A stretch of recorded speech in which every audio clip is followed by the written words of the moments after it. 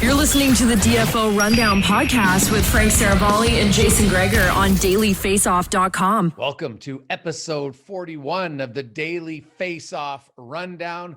I'm Jason Gregor alongside Frank Seravalli, coming to you live from our woodjerseys.com studios. You'll see my lovely Boston Bruins, woodjersey.com. You can go to woodjerseys.com. They are an official licensed NHL product, and they make your team, and it is awesome. It's great. You get all different teams. I know Frank, usually he'd be showing us his Toronto one, but guess what? Frank's on the road at the Stanley Cup. This is our Stanley Cup edition of the Daily Face-Off Rundown. Frank, how is Tampa Bay? It is humid.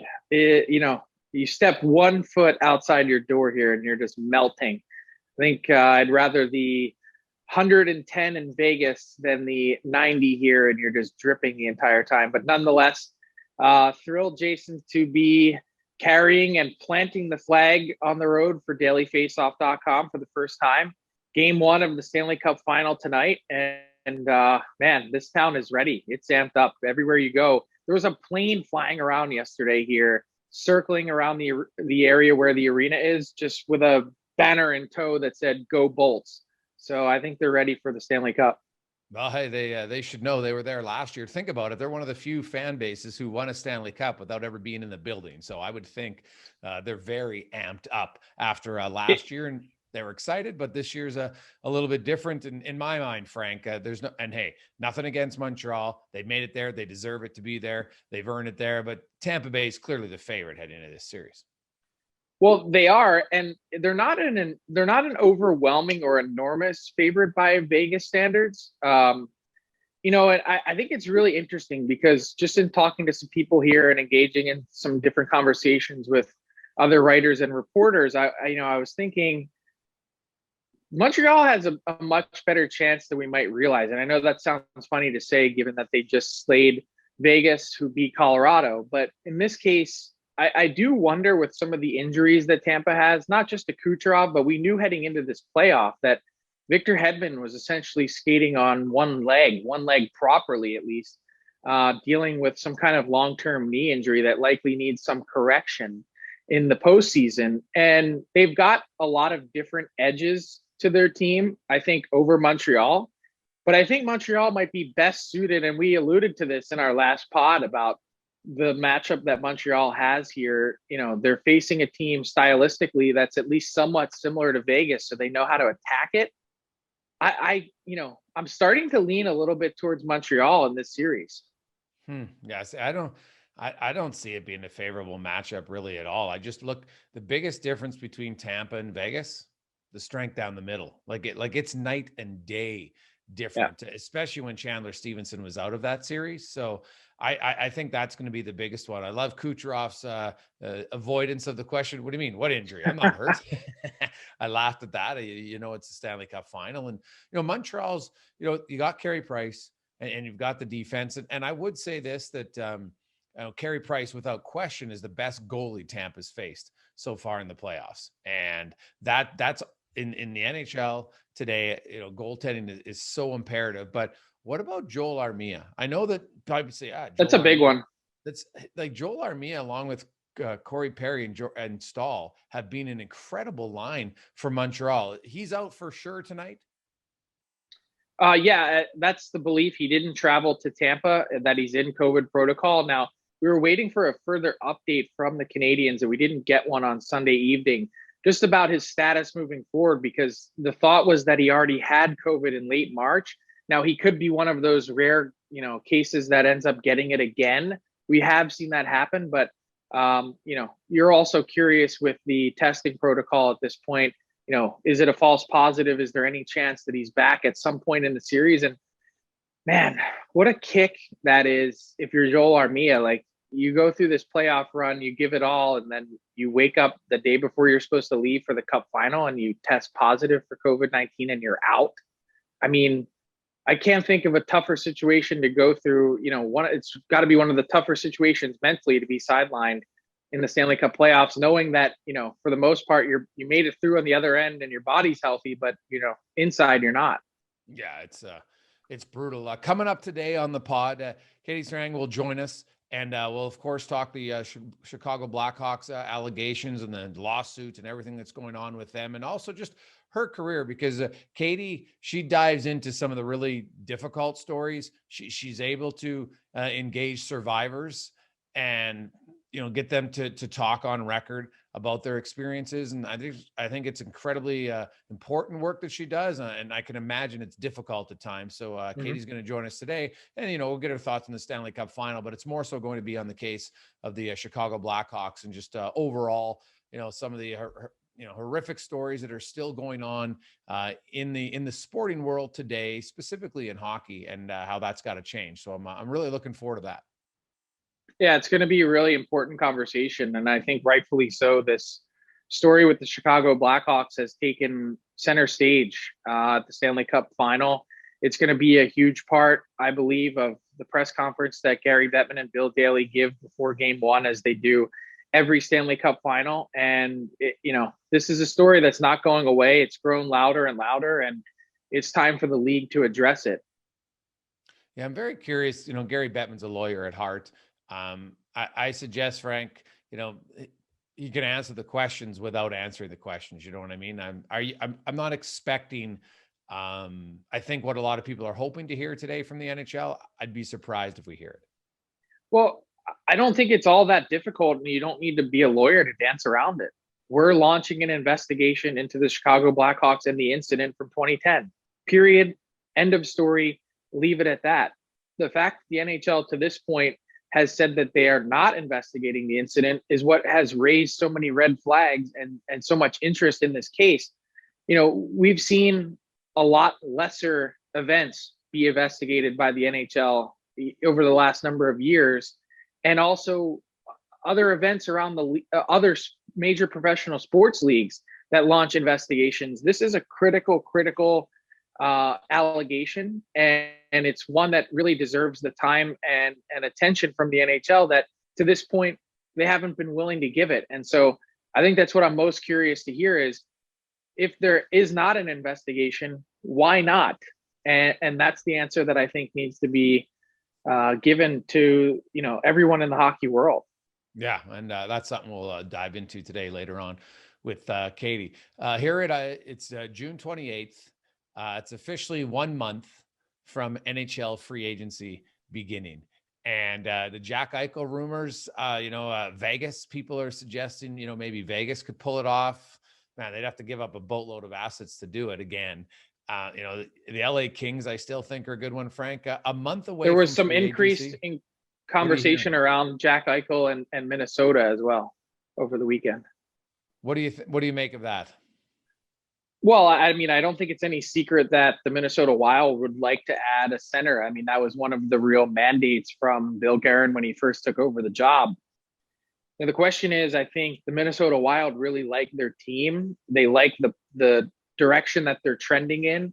I'm curious really what assets they'd be willing to part with in order to make something like that happen, because obviously it's going to need to be a pretty significant haul. And when you're making that move, you better be darn sure, I guess, that that's going to launch you immediately into Stanley Cup contention if you're going to be giving up lots of future assets. So it's a difficult trade to navigate for a team like Minnesota that isn't like right quite at that Stanley Cup contender level just yet, but knocking on the door. But also, like, you want to make sure that things, kind of don't go the other way, right? When you look at Jack Eichel, what have you heard on the latest? Is he having this surgery that allegedly was at the root of the disagreement and the start of the separation between him and the Sabres? The short answer is no one knows. Both Eichel's camp and the Sabres have been very quiet. They went through this period, I think it was 3 months that they agreed to, where they, were going to put the medical stuff aside and just see how his body reacted and any potential rehab that was included in that. And so then, we don't know the end result of that. No one's disclosed that. There hasn't been a health update from the Buffalo Sabres. And to my knowledge, to this point, as the Sabres resisted, and I believe even the NHLPA weighed in with some guidance that Jack Eichel shouldn't have an experimental surgery like that one, that there hasn't been a surgery. But, I think if there were, we would have heard by now. Okay, yeah, and that's kind of where I was at. So it's just I'm wondering how much that's at play here with the NHL teams who are considering acquiring him. I assume that has to be pretty much the forefront of the conversation. The last thing you want to do is acquire a $10 million player, give up a boatload of assets, and then he's not even ready to start the season for you. And he's coming off a pretty significant back surgery. So that's the unique wrinkle of this, where we don't have it a lot of cases when you're talking about trading an elite player to other teams, that there's probably some trepidation in acquiring him, when in other cases teams were lining up, yeah, I don't care, like, I know this guy's healthy, we know what he can do. And when Jack Eichel's healthy, he's legit number one center, there's no question. Yeah, and I think that, when we first started the conversation about Jack Eichel a couple months back, one of the things everyone kept talking about was the contract being an impediment to getting something done. I don't think it's the contract at all. I think the number one question mark is the health. It's not just being ready to start the season. I don't think that's your fear with Jack Eichel. Obviously, you'd want him to hit the ground running in October. But I think it's the long-term effects. You've got 5 years and $50 million remaining on this deal. I know this contract is probably insured, but that's not what you want to be dealing with. It's Jack Eichel on your LTIR after giving up all those assets to get him. So that, to me, I think is going to be the big question mark. And there's no question in my mind that teams are going to want to pore over those medical records before ever making a deal. Yeah. So we will look for that.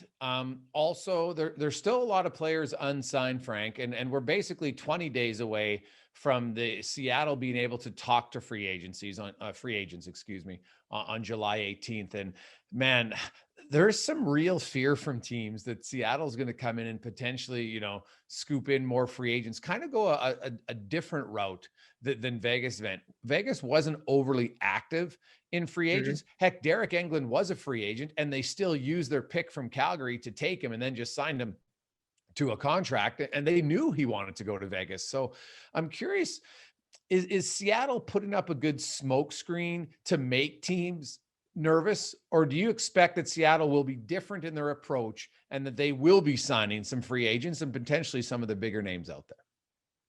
I think they're going to be looking for sure. They've been making calls to agents about players that are pending, unrestricted free agents, and not any sort of tampering. It's just, checking in. Hey, we're the Seattle Kraken, and we, at some point, is your player going to make it to market kind of conversation. And so they've certainly been doing their homework behind the scenes, and that's the chance and the risk, I think, for some teams that are leaving a lot of these players unsigned for purposes of the expansion draft.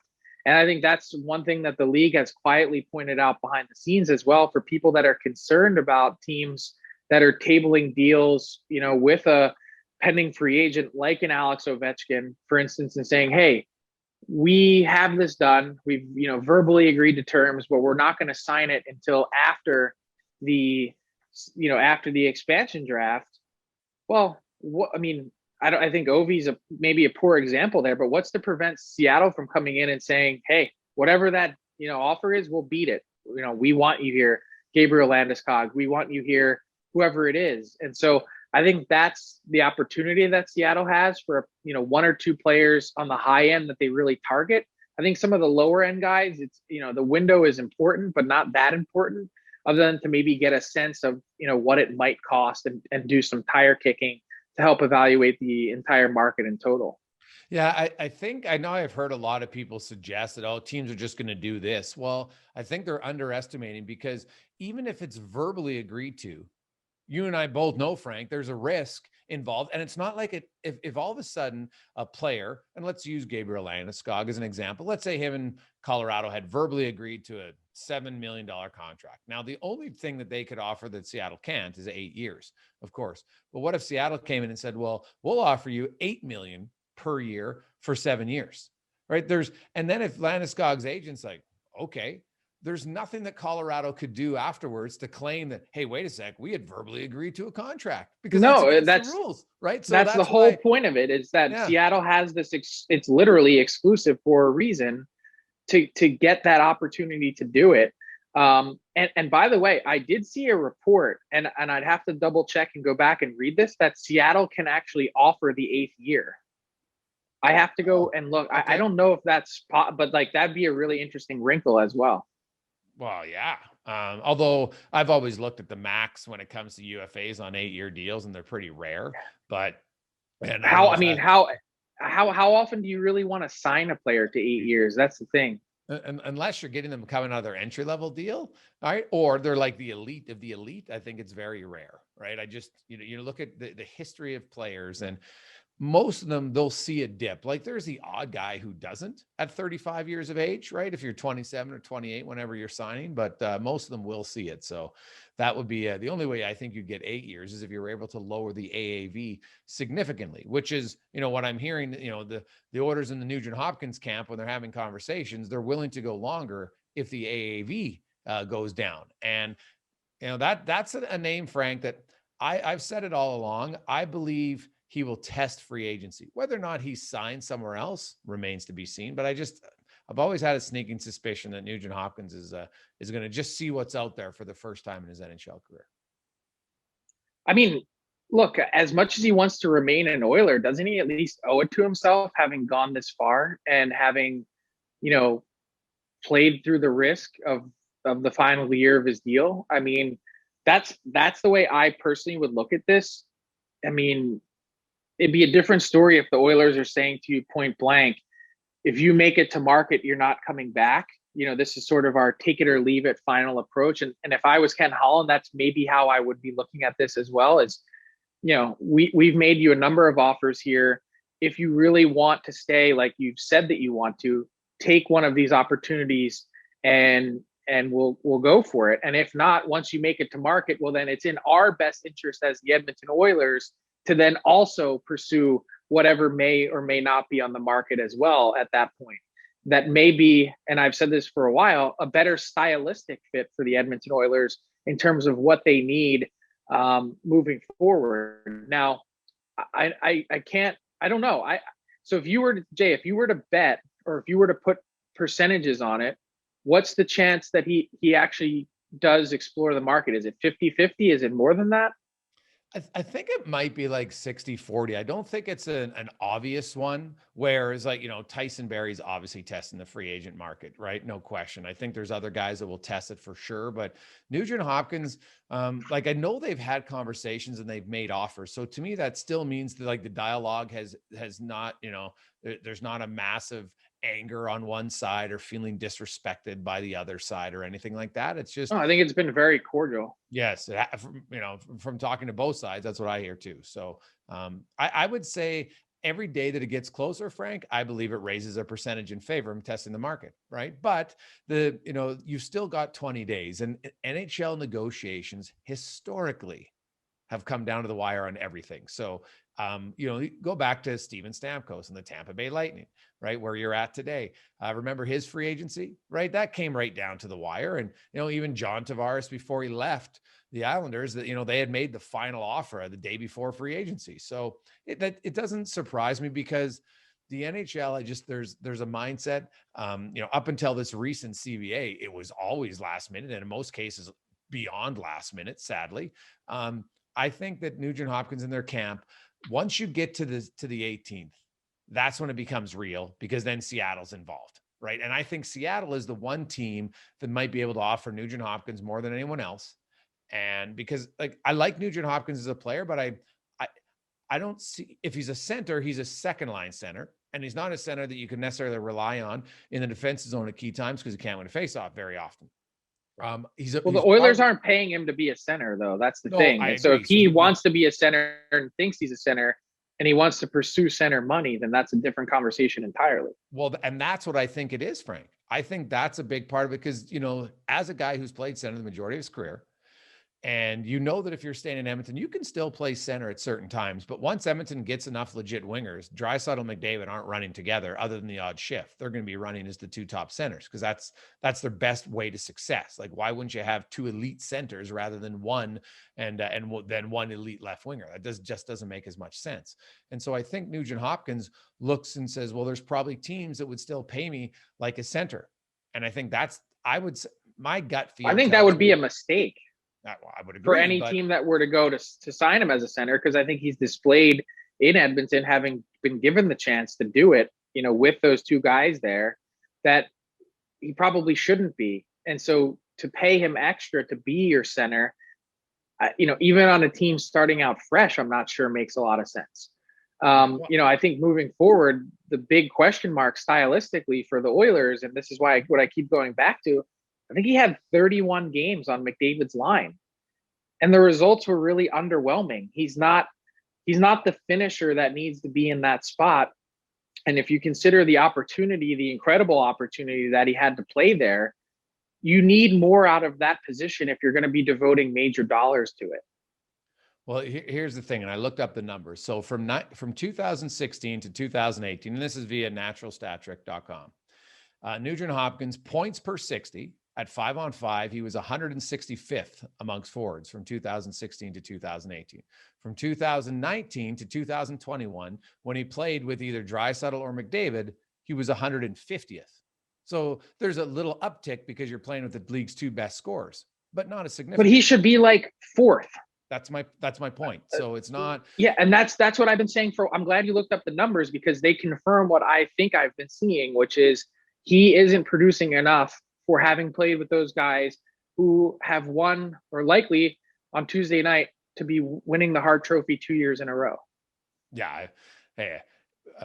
We can say there's no favorite in the Stanley Cup Final decisively. There's a decisive favorite in the Hart Trophy win. I think this is Connor McDavid's trophy to win. The only real question is going to be, and not that I care about it, but some people are going to be like, well, does he get 100% of the first place votes, or is it 98 or 95? I'm actually fascinated by that, because we had 100 voters this year.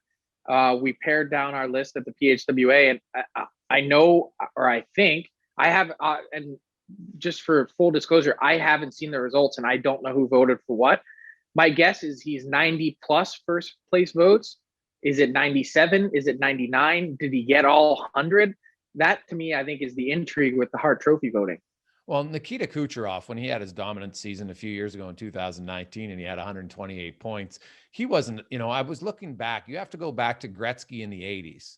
Where you had somebody who was 100%, and even Gretzky, who won all those Harts, he wasn't 100% every year. I think he was only ever 100% twice. So, it should be darn close, because he deserves it. That's how head and shoulders above everyone else he was. And to me, I think what's going to happen if he isn't 100%, you'll have some Oilers fans freaking out, and I'll be like, why? Oh, come on! Did he win the award? Yes. What's the difference? That's exactly my point. It doesn't matter. Right. It doesn't matter. That's it's okay to be, and as long as that voter can justify their selection, that's literally the point of voting. If everyone thinks the same way, what's the point in having an election? Yeah, exactly. So it'll be very different. Well, let's get to our big guest today, brought to you by Jock MKT. You can go to jockmkt.com, and it's perfect for the playoffs, baby. This is where you want to find, it's like the combination of fantasy hockey as well as the stock market. When it comes to the NHL, you do it any sport, fantasy sports, and the stock market, and they basically intertwine. And you want to find the players who you think are going to be great value. Buy them at the start of the playoffs. Maybe you sell them after game one. Maybe you wait until the decisive game and see their stock rise. So check it out, jockmkt.com. Our next guest, I'm proud to call a good friend. We crossed paths initially while she was covering the New York Islanders. I was covering the Philadelphia Flyers back in the day, and she has since become a superstar investigative reporter, also spending time at ESPN.com before going to The Athletic, where she has covered and broken some of the biggest stories in sports. The DFO Rundown is pleased to welcome Katie Strang to the podcast. How are you doing, Katie? I'm good. How are you, Frankie? I'm good. So thanks for joining us. We wanted to dive into the story that has really taken center stage, and deservedly so, in the NHL here in Tampa at the Stanley Cup Final, and that is the allegations of sexual assault with former Chicago Blackhawks video coach Brad Aldrich, and the alleged cover-up that's gone on since that alleged abuse in 2010. I was wondering if you could start by sort of walking us through the basics of the story for people that haven't gotten caught up on it to this point, and then kind of really tell us where things stand at the moment. I know there's been lots of new reporting, especially in the last couple of days here. Sure. Yeah. So at some point in May, there was a lawsuit filed on behalf of at least one former Blackhawks player who in the lawsuit said that he had been sexually assaulted by a video coach, Brad Aldrich, during the 2010 season, and that the Blackhawks, apparently mishandled that sexual assault allegation when that incident was disclosed to the team. Since that lawsuit was initially filed, there have been some significant developments. And I should also note, so WBEZ out of Chicago has done a terrific job. They broke the story about the lawsuit. And TSN's Rick Westhead has also done superb work on this as well. And just in terms of, moving the story along and really enhancing people's knowledge of some of the context of the situation. But in terms of recent developments, what I consider a bit of a game changer in terms of coverage is Rick Westhead reported about an alleged meeting that took place during the 2010 postseason run for the Blackhawks, where a skills coach, a highly respected skills coach named Paul Vincent, was reportedly told about the sexual assault and made it clear that he would escalate those allegations to people in the front office, including Stan Bowman, Al McIsaac, Jim Gray, the mental skills coach, and John McDonough. And according to Paul Vincent, who has gone on the record with numerous outlets, including our own, he said that when he did disclose this incident and urge the front office to both take this seriously and file a police report with the sex crimes divisions of the Chicago Police Department, that the front office declined to do so. So that was certainly, I think, one that changed the landscape of this whole situation a bit, because then, it not only just becomes about the alleged incident and the alleged perpetrator in the alleged heinous act itself, but also it adds an element, and invariably this happens with cases like this, of who knew what and when, and when that information was disclosed, how was it dealt with, right? So now you're dealing with institutions, not just an isolated incident. And then since then, this is a really important and critical distinction, and something that we should all take away, is that in 2013, after Brad Aldrich, he was let go or left the Blackhawks. The circumstances of his departure remain unclear. Whether they forced him to go, what happened there. But anyways, he ended up, after a few other stops, he ended up at a high school hockey team in Houghton, which is in northern Michigan. It's in the Upper Peninsula. And while he was with that team, he was arrested and convicted of criminal sexual contact with a teenaged hockey player. He went to jail for that offense. And, so that adds another element of, if the Blackhawks were told about this and did not notify Aldrich's subsequent employers, did not notify the police, there does appear to be, an incident. There was an incident, because he was convicted, that followed his time in Chicago. So now that high school student has joined, or I shouldn't say joined, he has filed his own lawsuit with the same attorney that is representing the Blackhawks player that filed the initial lawsuit. Also, claiming that the Blackhawks mishandled the allegation, and that they provided positive references that allowed him to move on to subsequent positions in hockey, where he exploited his position of authority in taking advantage of young kids. Okay, so thank you for spelling out all the details and the background.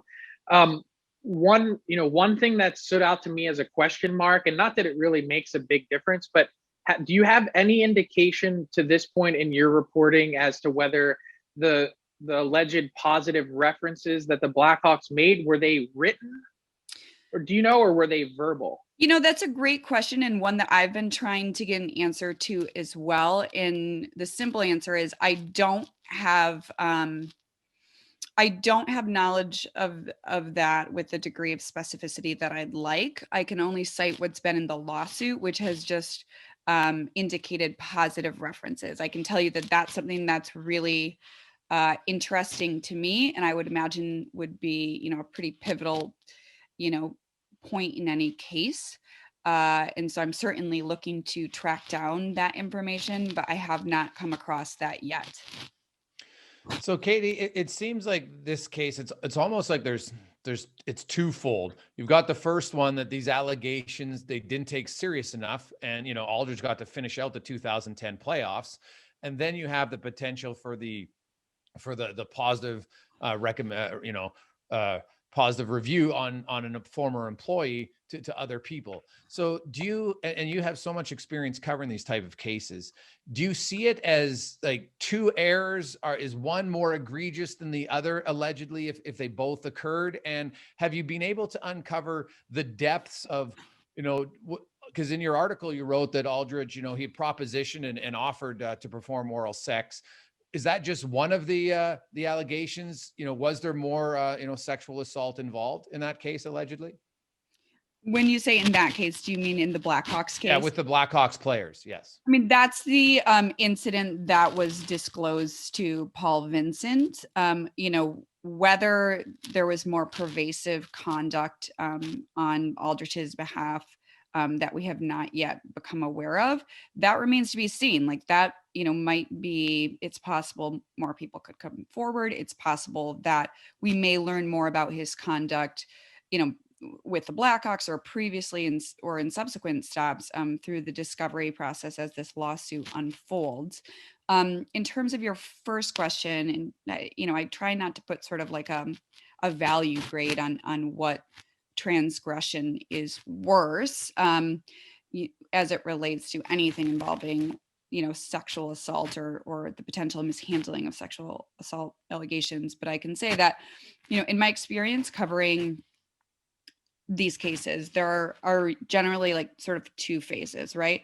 One where you're trying to look into the alleged perpetrator, right? And what you try to do is you try to determine and discern patterns of behavior, right?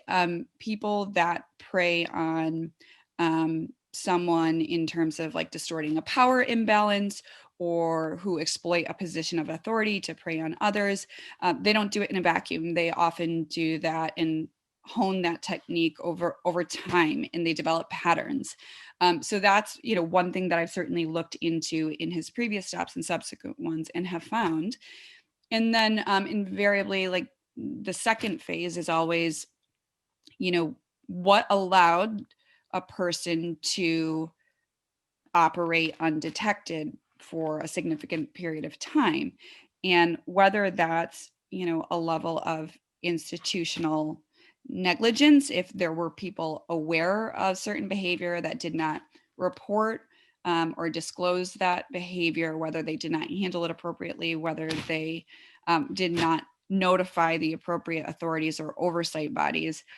That's always sort of like the second element, right? Like you want to peel back the lens, take the 30,000 foot view, and really attack, who knew what and when, how did they handle, information that came to them. And if there was mishandling or there was any sort of negligence, what is the practical impact of that, over that misstep or oversight that, did that contribute to a person being able to move on and continue this behavior elsewhere and endanger others? The word negligence, Katie, I think is very powerful in this case because, I've read a lot of your stories and they all around sexual abuse. The one thing seems to be a lot of these predators did have people who were negligent. They, in hindsight, people, oh geez, I saw, looking back, I should have seen that was off and I didn't.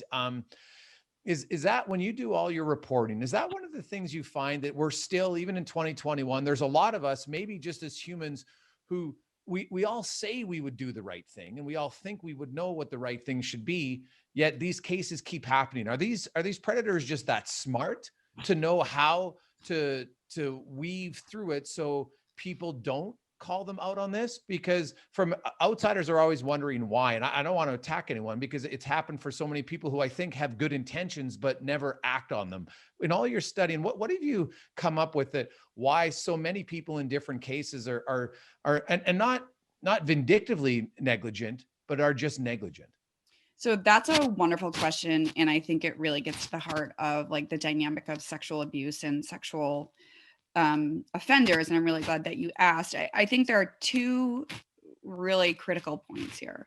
One is that, when we hear of sexual predators, like I think we tend to, as human beings, think of someone that's not like us, right? Someone that looks different, acts different, that they walk into a room and they, necessarily emit this like creepy vibe, right? Like that it's the stranger in the trench coat that pops out of the bushes. Well, that is very rarely the case. I mean, I think the first step to being vigilant about situations like this is to recognize these people often thrive undetected for so long because of their place in the community, right? Like they thrive on cachet and charisma and connection to community. Like these are people that we might consider good neighbors, teachers, coaches, family, friends. And I think so recognizing that,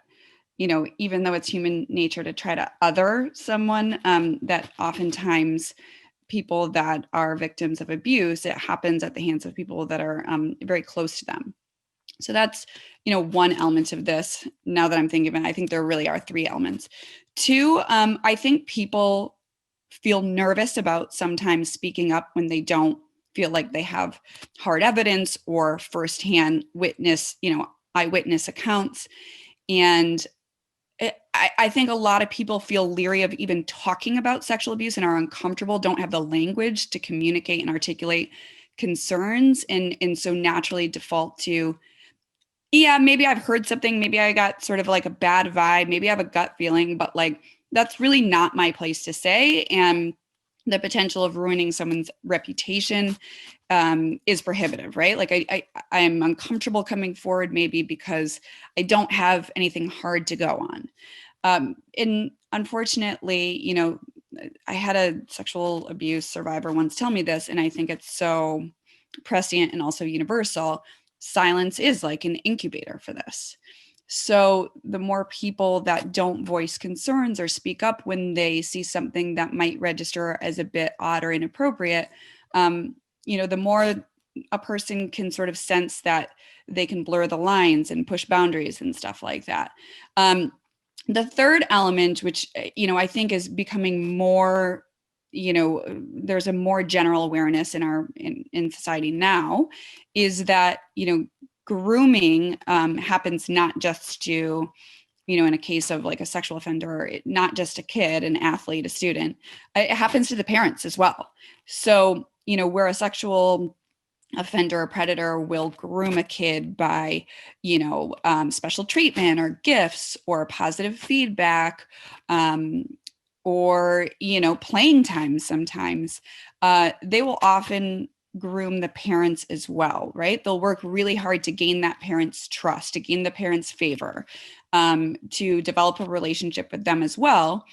And that allows them to not only, get close to someone, but to earn a level of trust and rapport with the parents so that even if some of those feelings do crop up, they might be more reluctant to report those because they consider that person a friend.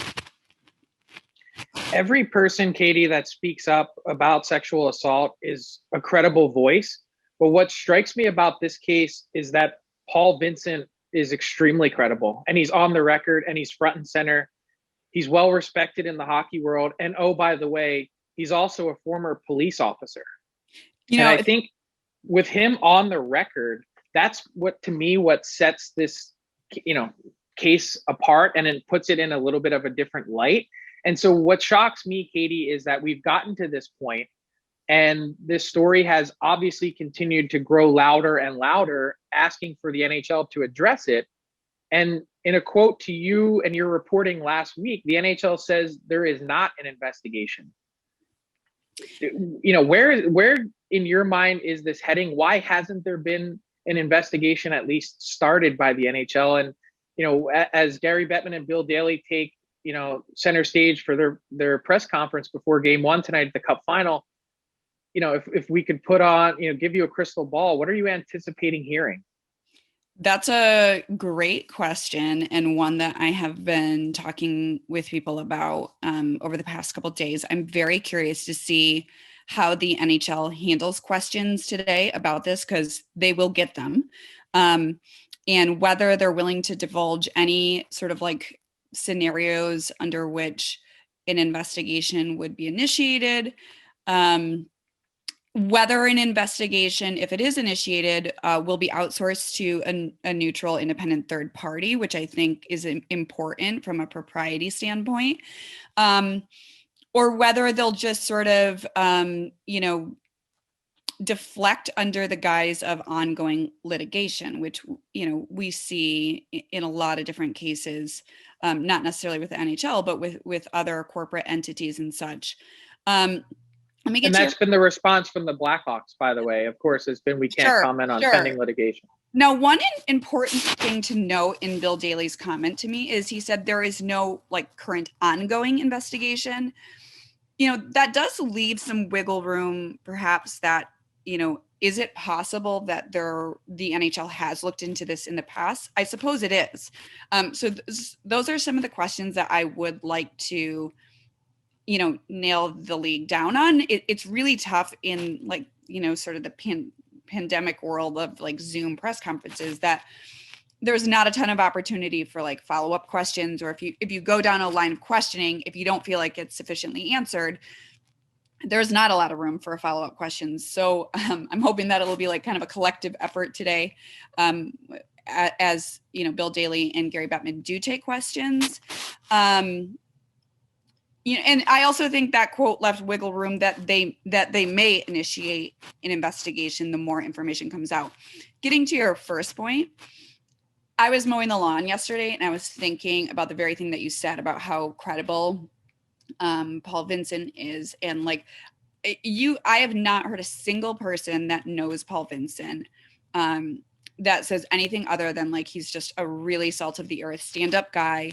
That they're not surprised that players would go to him, of anyone, with allegations of this sort, just because he has such a deep level of trust with players and respect. And I was mowing my lawn thinking about this last night. I'm like, God, when I go, I really hope people talk about me like they talk about Paul Vincent, because you really get the sense that he is someone that is a safe haven to people for a lot of different reasons, right? But that the players feeling, willing to go to him, I think tells you a lot about him. And as does the fact, as you pointed out, that he's willing to go on the record to substantiate that reporting, because in a lawsuit, that means that he will also have to testify to that, or be prepared to, corroborate. And he's said publicly he's willing to do that. And he said he will. Yeah. So that carries a ton of weight for me. Yeah. And look, I think that's, we have someone that is stepping up, that, is willing to go on record and put their name and their face out there to support it. And it almost, in some ways, reading the comments, felt like it was freeing to him to finally get this off of his chest and say, this has been bothering me for a long time. And I think what is disturbing to me, makes my stomach turn, has been sort of the response, or lack thereof, from the NHL and also from the Blackhawks. And it's sort of hiding behind this pending litigation. there's been no response, and it's almost been like, and correct me if I'm wrong, but the feeling I'm getting is, and I think a lot of other people and fans of the game are getting is, let's see if we can wait this out, and hopefully this story just goes away. And I think everyone is here. The reason why we had you on to talk about this, the reason why Gregor had Rick Westhead on his show last week at Edmonton is this can't go away. We can't let this be swept under the rug. This needs to be addressed. This story's not going away. They may hope to ride this out and wait this out, but this story won't go away. You get a good sense, I think, when, a lawsuit starts and you start looking into it and you start, doing document requests and pulling police files. Like, you get a sense of what's sort of there. And there's a lot of stuff to dive into with this case.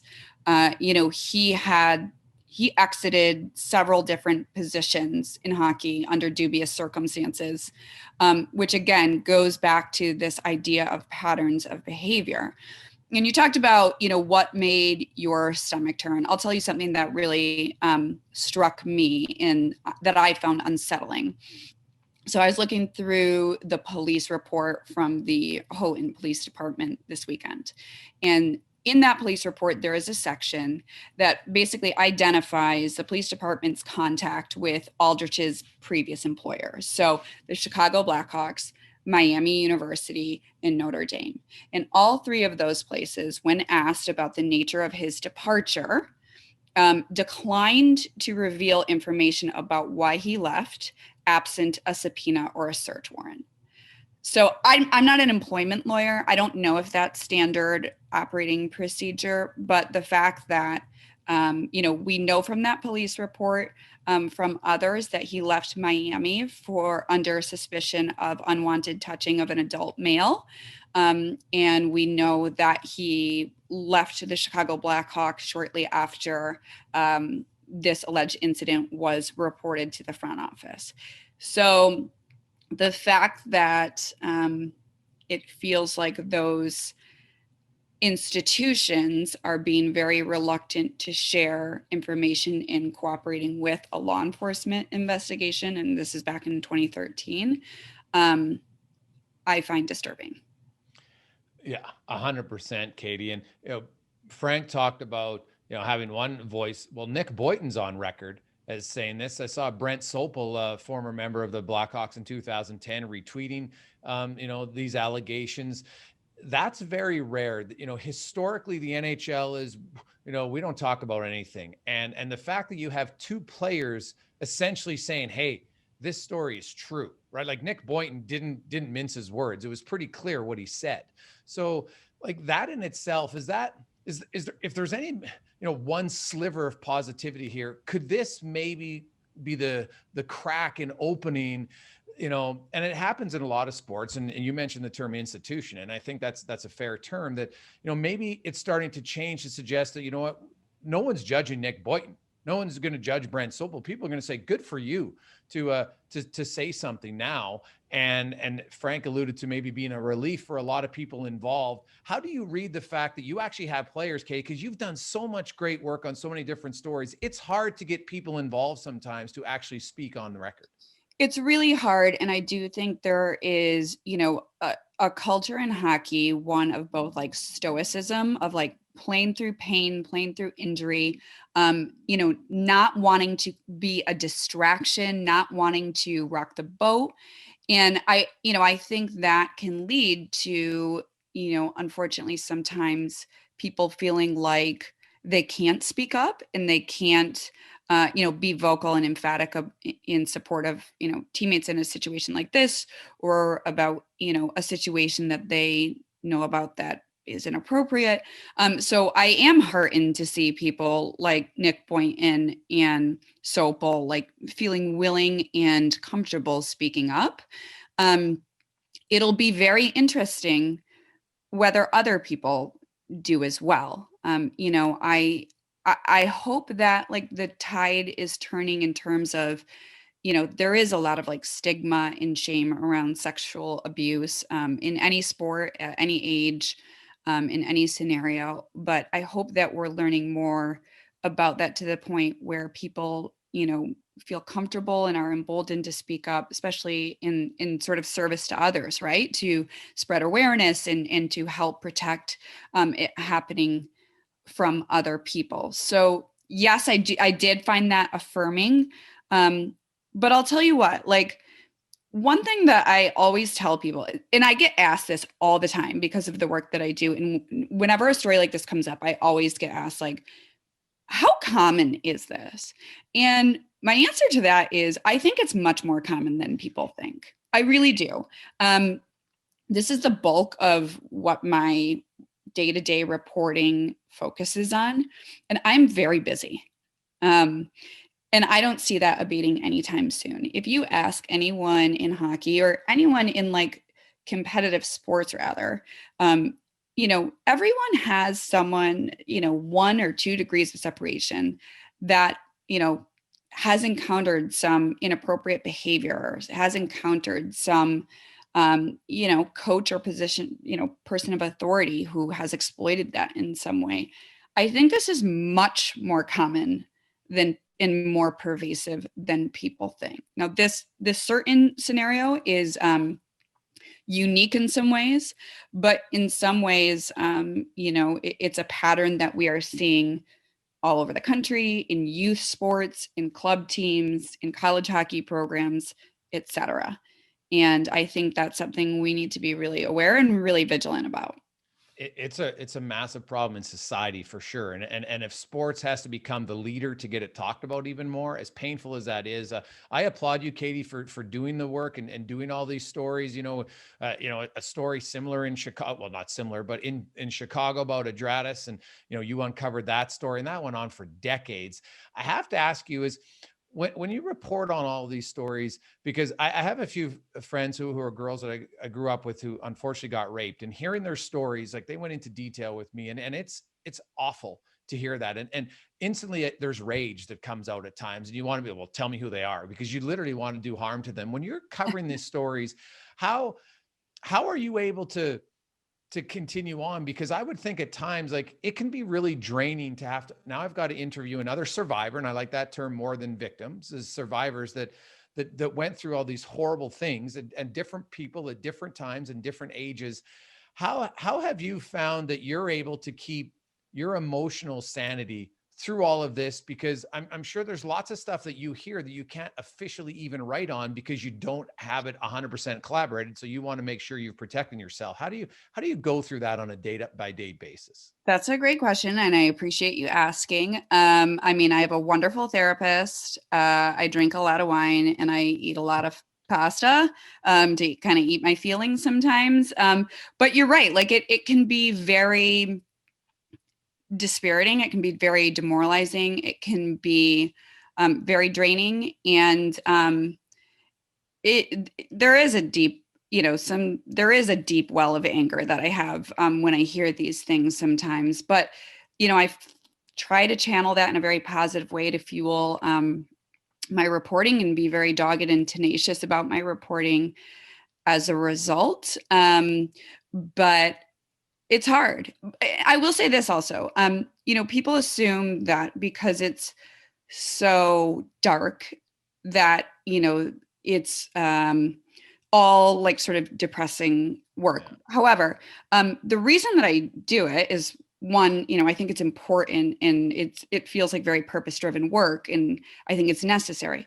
But for all of like the darkness and depressing elements of this, there is always like sort of this other side that is uplifting, and in some cases like very triumphant, like in terms of the human spirit prevailing. And I'll give you a great example. So thank you for touching back on the Chico Adratis case. That's a story that I have spent like the better part of the past 2 years investigating, and still am.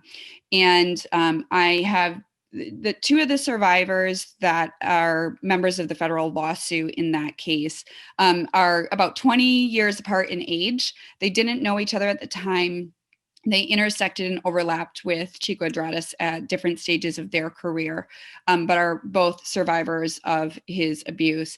And through, you know, talking about what happened to them, they've become really good friends, and they actually started a 501(c) nonprofit to help other male survivors of sexual abuse, particularly in the hockey world, and to just really create a sense of like support and infrastructure for those victims, and to provide them with resources and solidarity. And so something like that, I mean, that makes me so proud to know like that, you know, they're on like, you know, they're sort of really being very deliberate in their path towards healing. And part of that comes from helping others, and that they're doing that together. And I think that's a wonderful service that they're providing, and a wonderful, you know, sense of support and solidarity. And that makes me feel really proud and really good about, you know, sometimes where the reporting can end up. Well, Katie, I just wanted to say thank you. You know, this is some of the most important journalism work being done. And I say not in sports, but in the overall industry and field. And, you know, you can see that dogged approach in terms of, you know, how you dig in on stories, get the information, you know, the path that you go through to verify everything. It's wonderful work. It's so important. We stand with you, and just want to say thank you. And we appreciate you joining to dive in and talk about this case as it continues to emerge. Happy to do it, guys. Thanks for having me on. Katie Strang, that, you know what? I love seems like maybe the wrong word, but I just love the work she's doing. It's so important. And, you know, her diligence to this story and to help so many others, it's fantastic. I credit, you know, the people in this specific case and the allegations for speaking up, Frank. And, you know, hopefully there is a conclusion. And I'm curious to see. I know you'll be at the press conference today with Bettman and Daly, and it's going to be interesting. You know, as Katie said, the story's not going away. Well, and you know what? Kudos to some of the outlets like The Athletic, like TSN, that are devoting resources to this. You know, as media and digital media continues to evolve, like those are some of the positions, the investigative reporting, that unfortunately get left behind in budget cuts. And you see, you know, just how important that work is to bring these stories to light. You know, we need to keep those things going. And I think Katie is a shining example of that. It's, you know, her work has touched all sports, unfortunately. And yes. I think that's what kind of hit me right between the eyes is, you know, the fact that she covers this and she's very busy. Like it's heartbreaking.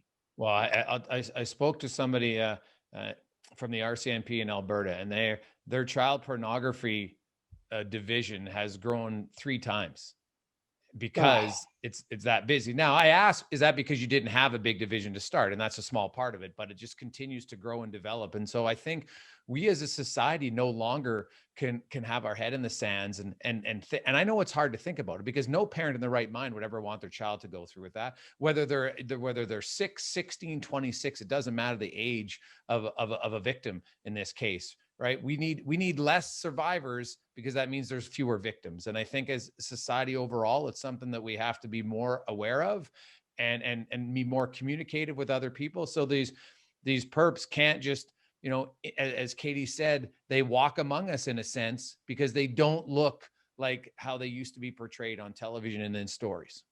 Mm-hmm. Yeah, really well said. You know, difficult transition, but not to change gears as we get back to hockey to wrap. Any update on your end on Oscar Klefbom and his situation with the Oilers?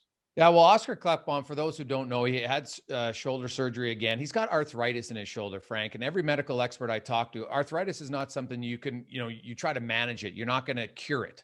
And so the best case scenario for Oscar, and he was very open when he had the surgery, was he was hoping to get back to a point where he could just live a normal life and be pain-free, right? Play with your kids, you know, do the simple things that the average guys like us do. To get back and put your shoulder through the strain of training, number one, to be an NHL player, and then playing is a totally different thing. And, you know, he's had the surgery. My sources tell me that right now, the odds of Oscar Klefbom starting this season in Edmonton are extremely low. And I don't want to say they're, you know, and that means to me, they're probably low to playing again, but I can't go that far, because we never know how the healing process, maybe in a year or so, it you know, his mindset might change and he wants to give it another go. But right now, Frank, I would would think it's leaning heavily towards not seeing Oscar Klefbom in Edmonton for the upcoming season, just because of the risk potentially of him re-aggravating it and putting his shoulder right back to where he was. Like, he was in so much pain this offseason, discomfort all the time. Yeah, that's disappointing to hear, and he would be such a big part of the Oilers' blue line moving forward. But at the same time, it's better if the Oilers know that now or soon, so that they can make adjustments and spend that LTIR space accordingly. So, that's just one of many layers to an interesting Edmonton offseason, the most fascinating and important in Oilers history. So we'll have to keep an eye on that.